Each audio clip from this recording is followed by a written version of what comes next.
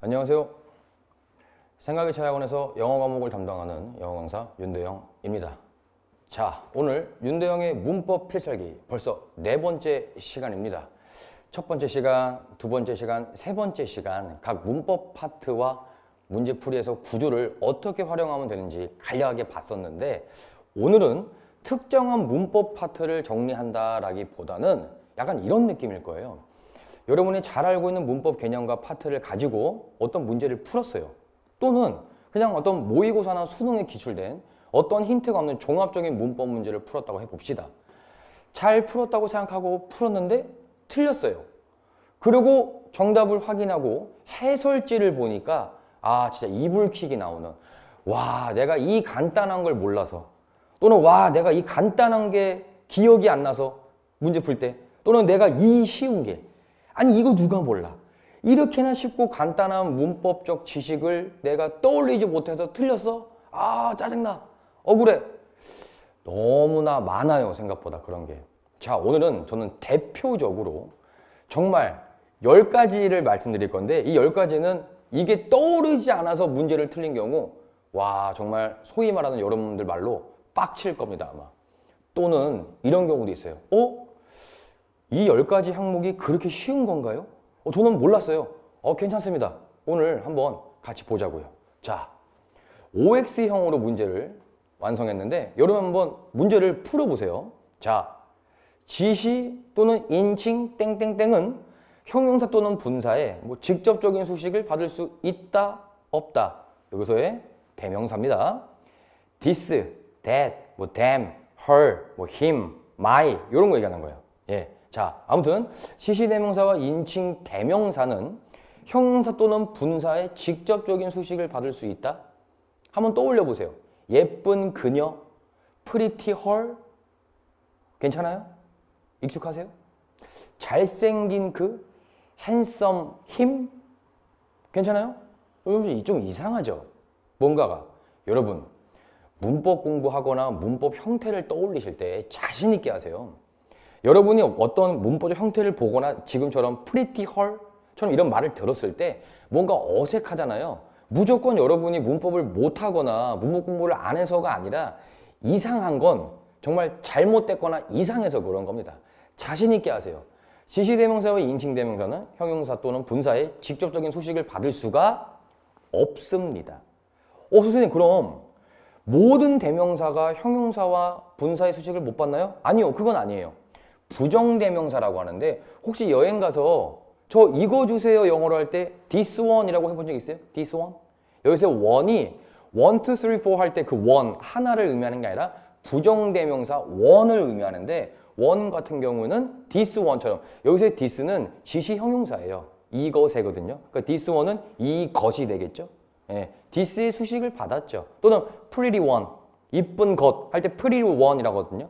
부정대명사는 형용사나 분사의 수식을 받는 경우가 있지만 지신대명사와 인칭대명사는 형용사나 분사의 수식을 받지 못한다. 여기서 간단한 퀴즈 한번 내볼까요? 그럼 만약에 지시대명사와 인칭대명사가 있는데 앞이나 뒤에 형용사나 분사가 바로 붙어 있어요. 앞이나 뒤에. 그럼 그때의 형용사와 분사는 뭘까요? 수식을 못한다면서요. 형용사와 분사는 명사 수식의 기능도 있지만 뭐도 있죠? 무슨 보어의 기능도 있죠. 그 경우 보어일 겁니다. 네, 아무튼 2번 문제. 수동태입니다. 수동태는 be, pp 또는 have been, has been, had been 뒤에 어쨌든 그 pp 뒤에 무조건 명사가 올 수 없다. 무조건 올 수 없다고요? 명사가? 아닙니다. 특정한 4형식 동사, 특정한 5형식 동사의 경우 PP 뒤에 또 다른 목적어가 또는 목적격 보호로서 명사가 올 수 있으니 수동태 문제를 푸실 땐 PP에 사용된 동사의 원형을 떠올려 보시고 걔가 혹시 목적어를 2개를 가지는 4형식 동사가 아닌지 또는 걔가 목적격 보호 자리의 형태를 명사로 가지는 5형식 동사가 아닌지 고민해 보세요. 대표적으로 call이 여기에 해당합니다. 아시겠죠? 자, 동명사죠. 요번에 지난 시간에 배웠습니다. 동명사는. 자, 동명사는 지난 시간 거 기억나세요? 동명사는 성형수술에서 명사가 된 거라고 했죠. 그럼 명사니까 형용사의 수식을 받겠네요? 아닙니다. 복습 겸 해볼까요? 동명사는 성형수술했죠. 겉모습만 명사로 바뀌었지 속성과 성질은 동사라 그랬죠. 그래서 동명사는 명사이지만 동사의 속성과 동사의 성질을 가지므로 동사의 수식을 하는, 즉 누가 동사를 수식하죠? 부사가 동사를 수식하죠. 따라서 동명사도 동사의 성질을 가지므로 부사의 수식을 받는다는 점. 그 다음 문제.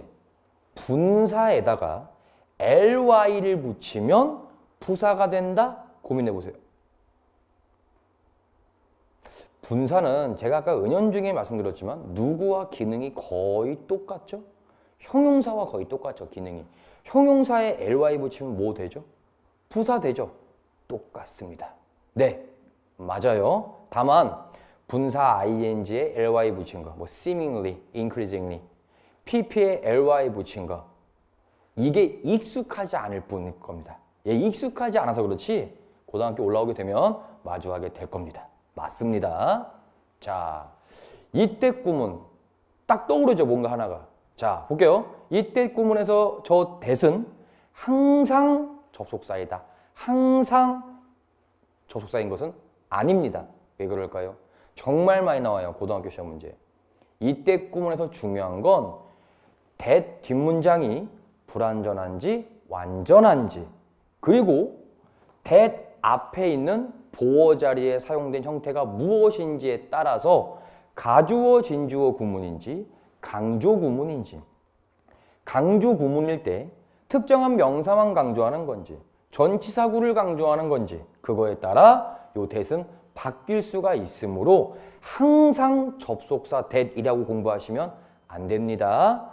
이때 구문에서의 that은 결론적으로 말씀드리자면 that 접속사일 수도 있고 that 관계대명사일 수도 있고 that 관계부사일 수도 있으니 이때 구문을 공부하실 땐 반드시 다시 한번 말씀드릴게요.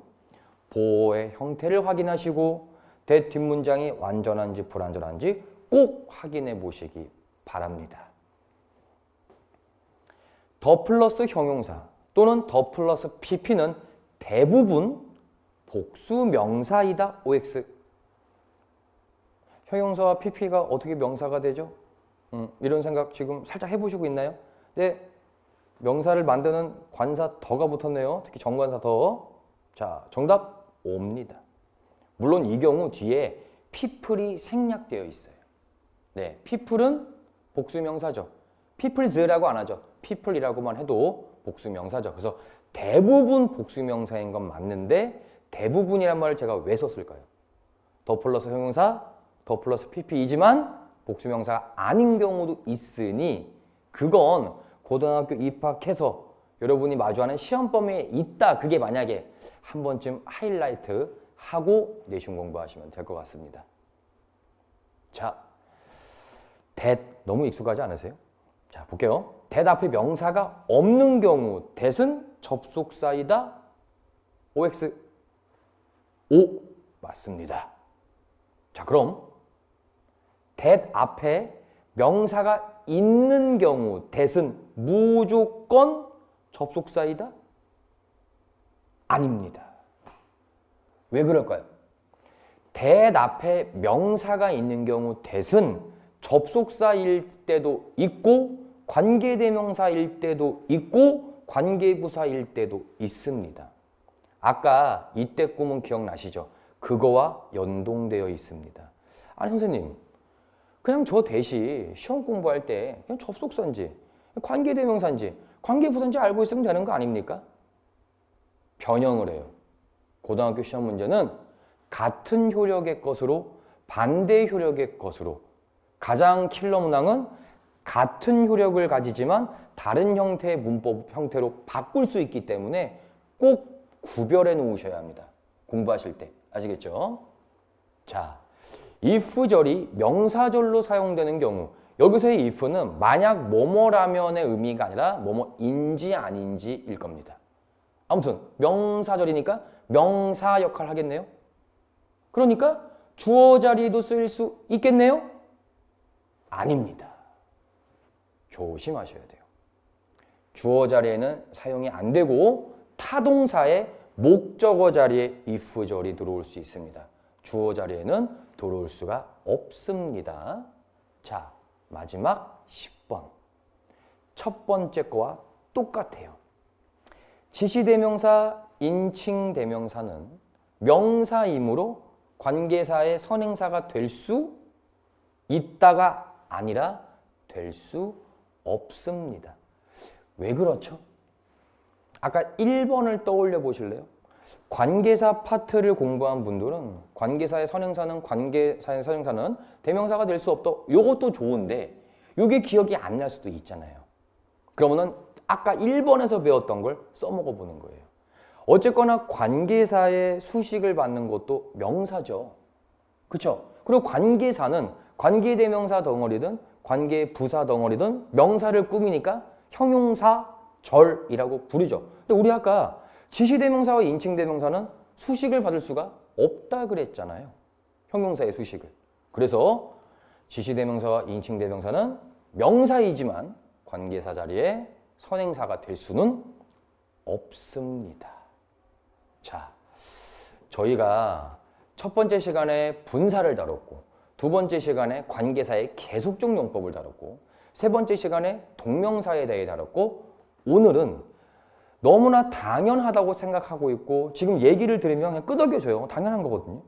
그렇지만 실제 문제를 풀러갔을 때 시간적 압박이나 어떤 문장의 길이에 압도가 돼서 잘 떠오르지 않았던 또는 너무나 기초적이지만 정확히 명시되어 있는 걸 본 적이 없었던 10가지 또는 분명히 이 10가지를 어디선가 들어보긴 한 것 같은데 정확하게 뭐가 되고 뭐가 안 되고 언제 안 되는지 정리가 안 되었던 경우 윤대영의 문법 필살기 첫 번째 시간부터 오늘 네 번째 시간까지 봤을 때 이 생각 한 번만 해보세요. 과연 내가 문법 개념을 정리해 놓았다는 게 어떤 파트에 어떤 형태를 정리해 놓으신 건지 아시겠죠? 또는 본인이 완벽하게 문법 개념을 알고 있다고 하는 게 어느 수준과 어느 정도의 깊이까지 정리가 되어 있는 건지 한번 점검해 보시기 바랍니다. 여러분 아직 고등학교 어디 됐는지 배정도 안 됐어요. 사실은 정확하게. 네. 그리고 정확하게 본인이 가게 될 학교 시험 문제, 물론 기출 문제는 있지만 아직까지 시험 문제를 마주한 것은 아니죠. 그리고 지금 이 촬영일 기준 12월 중순입니다. 3월달까지 시간이 있죠. 그러니까 앞으로 마주하게 될 정말 길지만 짧은 소중한 겨울방학 때 고등학교 영어 문법 공부를 어떤 방향성으로 정리를 해야 되고 또는 본인이 봤을 때 어떤 커리큘럼이 나한테 적합할지 또는 어느 정도, 어느 난이도, 어느 정도의 깊이까지 정리를 하고 어디까지 문제를 풀어봐야 될지 정말 한번 곰곰이 고민해 보시고 점검해 보는 시간 가져보셨으면 좋겠습니다. 저는 다음번에 여러분에게 또 한번 여러분의 이렇게 뒤통수를 칠 수도 있고 여러분이 아차, 내가 알던 게 아니었네 라고 할 수 있는 또 중요한 지식이나 또 우리가 알고 있지만 정확하게 정리가 안 되는 개념들 가지고 뭐 문법이든 독해든 또 한번 다음 시간에 이 자리 마련해 보도록 하겠습니다. 저는 그럼 또 다음 시간에 뵙도록 하겠습니다. 감사합니다.